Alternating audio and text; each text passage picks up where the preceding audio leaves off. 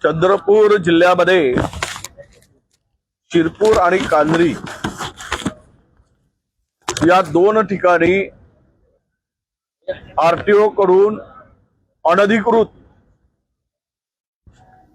toll नाके तयार करून अधिकृत नाही अनधिकृत टोल नाके तयार करून